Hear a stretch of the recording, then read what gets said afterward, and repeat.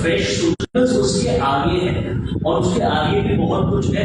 तो वो आज हम इस प्रेजेंटेशन में समझेंगे और प्रेजेंटेशन से पहले भी बहुत कुछ मैं जो इस किताब से समझा हूँ वो मैं आपको समझाना चाहता हूँ। तो एडम ग्रांट के बारे में सबसे पहले बात करते हैं। एडम ग्रांट ऑर्गेनाइजेशनल साइकोलॉजिस्ट है, वो बिजनेस को, ऑर्गेनाइजेशन को और कहीं ना कहीं उसको, उसकी साइकी को समझते हैं। और ये जो किताब है वो 35 भाषा में ऑलरेडी ट्रांसलेट हो चुकी है, न्यूयॉर्क की बेस्टसेलर रही है। तो ये किताब अपने आप में बहुत ज़्यादा पढ़ी जा चुकी है और लोग इससे बहुत रेजोनेट करते हैं। सबसे पहले जो हम कहते हैं कि original ideas comes from nowhere, ये कहते हैं ऐसा नहीं, ये इस बात को चैलेंज करते हैं। ये कहते हैं ओरिजिनलिटी बहुत सारी चीज़ों पे डिपेंड करती है, फिर चाहे आप एलन मस्क की लाइफ देख लो या फिर आप जो आईफोन के फाउंडर हैं उनकी लाइफ देख लो, स्टीव जॉब्स की, बहुत कुछ आपको पता चलता है। ओरिजिनलिटी वो नहीं है जो एकदम नयापन आपको बताता है। Being first is also not originality, he says being different and being better is something which is called original. बहुत सारे एग्जाम्पल्स हैं। वो कहते हैं कि अगर आप एग्जाम्पल लेते हैं स्टीव जॉब्स का, तो जब वो एप्पल लाए तो ऐसा नहीं था कि उससे पहले मोबाइल था नहीं, या ऐसा नहीं था उससे पहले स्मार्टफोन था नहीं, लेकिन उन्होंने उसको एक ऐसा कॉन्सेप्ट दिया, ऐसा उसको एक लग्जरी प्रोडक्ट बनाया कि वो अपने आप में ओरिजिनल बन गया। आज आप कहते हो कि एप्पल ही सब कुछ है, शायद नोकिया पहले आया होगा, शायद और कोई पहले आया होगा, लेकिन हम मानते हैं कि वही सब कुछ है। वैसे ही एडम ग्रांट इस किताब में कहते हैं कि टाइमिंग भी बहुत डिपेंड करता है कि आपकी चीज़ कितनी ओरिजिनल बन रही है।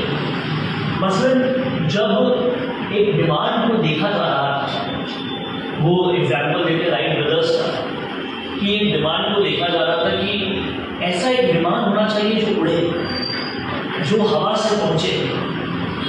तो उन्होंने क्या कहा कि क्या उस वक्त केवल और केवल राइट ब्रदर्स ही ऐसा सोच रहे थे?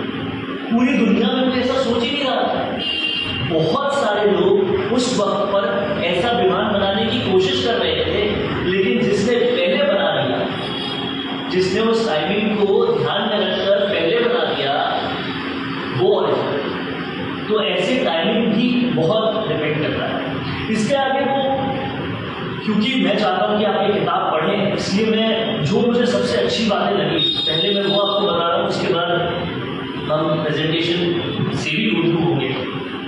उसके आगे वो प्रोक्रास्टिनेशन के आइडिया को भी चैलेंज करते हैं। वो कहते हैं प्रोक्रास्टिनेशन, जिसे हिंदी में हम टालम-टोली कहते हैं, वो बुरा है। आज तक हमने ये सुना, लेकिन उन्होंने कहा कि ये बुरा हर सेंस में नहीं होता। अगर आप क्रिएटिविटी के सेंस में देखो तो कभी कभी ये बहुत प्रोडक्टिव होता है। उन्होंने बहुत बड़े बिल्डर्स का एग्जाम्पल दिया। उन्होंने कहा कि पहले वो स्कल्पचर बना के छोड़ते थे और फिर उसे अपने दिमाग में सोचते थे और फिर इत्मीनान से उसे बनाते थे। और प्रोक्रास्टिनेशन एक नेक्स्ट लेवल की क्रिएटिविटी दे रहा था, तो वो भी एक ओरिजिनलिटी। इस तरह से जिन चीज़ों को हम गलत समझते हैं या जो हमारे थॉट प्रोसेस में रॉन्ग होता था, आप अगर वो लोग जो सक्सेसफुल हुए हैं उनकी लाइफ को समझेंगे तो आपको पता चलेगा उन्होंने उन्हीं चीज़ों को चैलेंज करके कुछ ओरिजिनल बना दिया है। फॉर एग्जाम्पल हम बात करते हैं टेस्ला के founder Elon Musk. Elon Musk ने बहुत पहले इलेक्ट्रिक कार्स में पैसा डाल दिया था, जब इलेक्ट्रिक कार्स एकदम कोई बात ही नहीं कर रहा था उसके बारे में, और उसको फिर सक्सेसफुल बनाया और एक ओरिजिनल आइडिया की तरह उसको नर्चर किया। वैसे ही उन्होंने ऐसे रॉकेट्स में इन्वेस्ट किया था जो रॉकेट्स कम पैसे में बने, ताकि स्पेस में जाने में जो पैसा लगता है, जो अमाउंट लगता है, वो कम लगे। वो एकदम हट कर तो चीज़ थी, लेकिन ऐसा नहीं था कि वो कंपनी तो पहले से चल रही थी। उन्होंने उसमें इन्वेस्ट करके उसको पावर दी और उसको ओरिजिनल के फॉर्म में लेकर आए। उन्होंने कहा ये सब कुछ ओरिजिनलिटी है, और आपको ओरिजिनलिटी के आइडिया को चेंज करना पड़ेगा अगर आपको कुछ नया और बड़ा करना है अपने ऑर्गेनाइजेशनल सेटअप में या अपने बिजनेस में या अपने विजन में, तो पूरी तरह से वो इस आइडिया को चैलेंज करते हैं। और इस किताब को जब आप पूरी पढ़ेंगे तो इसमें विलियम शेक्सपियर भी है, उसमें और बहुत सारे लोगों की अपनी अपनी कहानियाँ हैं। And a book which is full of stories is the best book to learn anything. वो ये किताब है। जैसे विलियम शेक्सपियर के बारे में ये कहते हैं कि हम सिर्फ वो चीज़ें जानते हैं जो बहुत सक्सेसफुल हुई, वो प्लेयर्स जानते हैं जो बहुत सक्सेसफुल हुए। ऐसे भी बहुत सारे प्लेयर्स हैं, बहुत सारी स्टोरीज हैं, बहुत सारे लिटरेचर उनके हैं जो बहुत नॉन सक्सेसफुल हुए, जिसको क्रिटिक्स ने बहुत कुछ बोला, जिसको यहाँ तक भी बोला कि आपके सेंटेंस फॉर्मेशन खराब है, आपकी कहानियाँ बहुत कुछ नहीं कह रही है। लेकिन उनसे आगे निकल कर जब उन्होंने और लिखते चले गए तो कुछ अच्छा बनाया, वो भी ओरिजिनल है। यानी कि डर के आगे जब आप जाते हैं और डर से जब डरते नहीं हैं तो भी कुछ ओरिजिनल बनाते हैं। तो उनकी नज़र में ये सब कुछ ओरिजिनल्स हैं और हमें अपनी ओरिजिनल्स की डेफिनेशन को अगर चैलेंज करना है तो इस किताब को पढ़ना पड़ेगा और तब हम बहुत कुछ सीख पाएंगे इस किताब से। मैं आपको इस प्रेजेंटेशन की तरफ लेकर चलता हूँ। तो ओरिजिनल्स का जो कॉन्सेप्ट दिया है वो एक नए आइडियाज को हम किस तरह से सोचते हैं उसको चैलेंज किया है, जो उसका स्टेटस को है उसको चैलेंज किया है और कहा है कि ओरिजिनलिटी उससे बहुत अलग है जो आप सोचते हैं। ग्रांट इसमें ये भी कहते हैं कि माइंडसेट और सेट ऑफ बिहेवियर्स जो है ना, उनकी कल्टिवेशन और नर्चरिंग जो होती है वो ओरिजिनलिटी को बनाती है। उन्होंने ये भी कहा कि ओरिजिनलिटी जो है वो नॉन कन्फर्मिटी वाला जो सेगमेंट है उसकी पावर बताती है। हम सोचते हैं जो मान लिया जाए लोगों ने कि हाँ यही सही है, वही ओरिजिनल नहीं है। नॉन कन्फर्मिस्ट भी जो है वो भी बहुत पावर रखते हैं। उनका कहना है कि ओरिजिन ऑफ आइडियाज जो है वो हमेशा ओरिजिनल नहीं होते, उसके आगे जाकर भी बहुत सारी ओरिजिनलिटी डेफिनेशंस बनती है। और उन्होंने कई सारी पर्सनालिटीज का एग्जाम्पल दिया, एलन मस्क से लेकर और बहुत सारे लोगों का, जिन्होंने अपने विजन से, अपनी डिटर्मिनेशन से सब कुछ बदला है। चेंज कीजिए। इसी के साथ साथ अगर ग्रैंट के बारे में बात करें तो अमेरिकन साइकोलॉजिस्ट हैं, ऑथर हैं, प्रोफेसर हैं। वॉटसन स्कूल में उनके अचीवमेंट्स ये रहे कि वो youngest tenure professor at Watson रहे, टॉप रेटेड प्रोफेसर रहे, इन्फ्लुएंशियल मैनेजमेंट थिंकर रहे, फॉर्च्यून 40 अंडर 40 में वो आते थे। पब्लिकेशंस उनके बहुत सारे छपे हैं जिसमें वो 4 न्यूयॉर्क बेस्ट सेलिंग बुक्स के ऑथर रहे हैं। Host of work life podcast है वो। टेड टॉक्स भी उन्होंने बहुत सारी किए जिनके व्यूज 20 मिलियन से ज़्यादा है। इस किताब को जब आप पढ़ेंगे तो कुछ की थीम्स और आइडियाज पर ये बात करती है। सबसे पहला तो न्यू आइडियाज क्या है उसको चैलेंज करते हैं ये, और उसका स्टेटस को है उसको चैलेंज करते हैं। वो ये कहते हैं कि कुछ माइंडसेट और सेट ऑफ बिहेवियर्स जो डेवलप होते हैं उससे ओरिजिनलिटी आती है। ये जो बॉर्न जीनियस वाली मिथ है ना, ये तो पैदा ही जीनियस हुआ, उसको ये चैलेंज करते हैं ऐसा नहीं होता। आप सीख कर, समझ कर, देख कर, नर्चर कर, हार कर, डर के आगे जाकर भी कुछ ओरिजिनल क्रिएट कर सकते हो। बॉर्न जीनियस ऐसा नहीं होता। चेंज कीजिए। ये कहते हैं प्रोक्रास्टिनेशन वाली जो मैंने आपको बात बताई कि टालम टोली करके भी बहुत कुछ अच्छी चीजें की जा सकती है, प्रोडक्टिविटी लाई जा सकती है, क्रिएटिविटी लाई जा सकती है, और बहुत सारे जो आर्टिस्टिक काम है उसमें प्रोक्रास्टिनेशन भी अच्छा एक प्रोडक्टिविटी देता है। उन्होंने कहा रिस्क टेकिंग भी एक एंटरप्रेन्योरल जर्नी में कुछ ओरिजिनलिटी क्रिएट करता है। और एलन मस्क की कंपनी स्पेसएक्स का भी उन्होंने एग्जाम्पल दिया।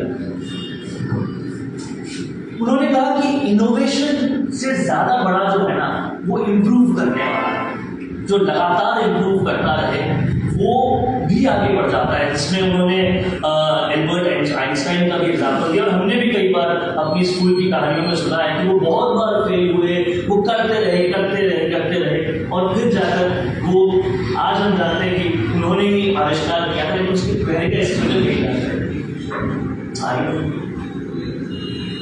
ऐसे ही बहुत सारे एग्जाम्पल लिए हैं इस बुक में। विलियम शेक्सपियर का एग्जाम्पल है, पाब्लो पिकासो का एग्जाम्पल है, एल्बर्ट आइंस्टाइन का एग्जाम्पल, और भी कई लोगों के एग्जाम्पल्स हैं।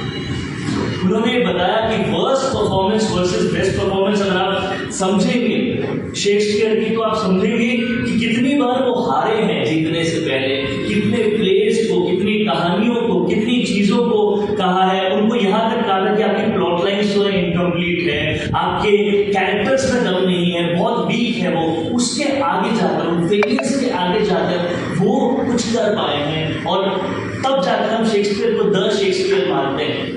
लेकिन हमको ये समझना पड़ेगा कि वो बहुत स्ट्रगल के बाद वो बने हैं। तो ओरिजिनलिटी तब भी आती है जब आप बहुत कुछ हार चुके हो, उसके बाद भी चलते जा रहे हो।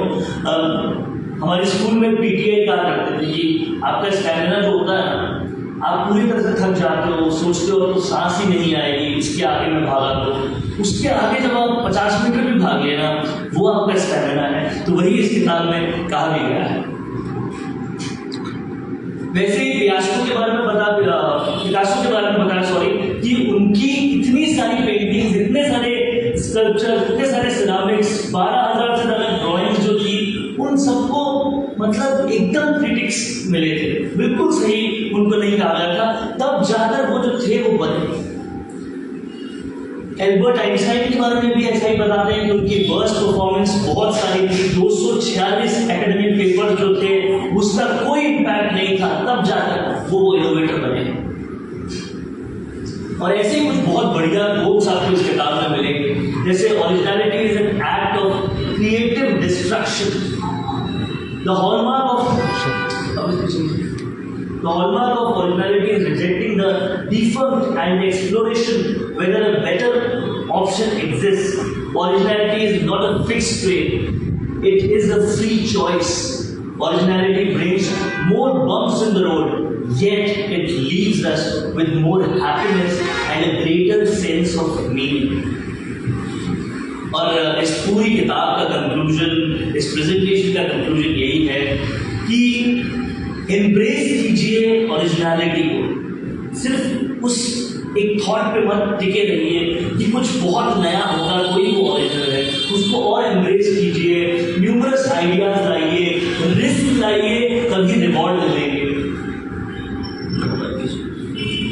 उन्होंने कहा कि क्रिएटिविटी और इनोवेशन की जो ट्रेडिशनल थिंकिंग है ना, उसको बदलिए, उसके आगे जाइए तो आपको बहुत कुछ मिलेगा। और फियर ऑफ फेलियर से भी आगे बढ़िए, उससे जो आगे बढ़ लिया वो बहुत कुछ ओरिजिनल कर पाएगा। और वो कहते हैं कि inspires readers to embrace unique ideas, challenge the status quo and make a positive impact, also taking calculated risk is necessary for innovation. मतलब जो कुछ कहा जा रहा है ना कि ये तो ऐसा ही है, उसको कभी कभी चैलेंज कीजिए उस स्टेटस को, आपको पता पड़ेगा कि उसके आगे आपको बहुत कुछ मिलेगा। जब तक आप वो चुनौती देंगे नहीं, वो रिस्क लेंगे नहीं, तब तक आप एक सक्सेस अचीव नहीं कर पाएंगे। याद रखिए कि जब आप कोई सक्सेस अचीव करते हैं ना, वही ओरिजिनल कहलाता है। ओरिजिनलिटी इज नॉट जस्ट, जिसने सेक्शन पहले किया, ये एडम ग्रांट का कहना है। और इस बुक की बातें चाहे कुछ सही लगे या नहीं लगे, लेकिन मुझे लगता है कि बहुत सारे सक्सेसफुल लोगों की वो बहुत सारी ऐसी कहानियां बता रहे हैं जिससे आपको ये पता चल जाएगा कि ओरिजिनल तब है हम जब सक्सेसफुल हैं, और उस सक्सेस के पीछे जो जो चीज़ें हैं उन चीज़ों को हमें समझना पड़ेगा। Thank you so much.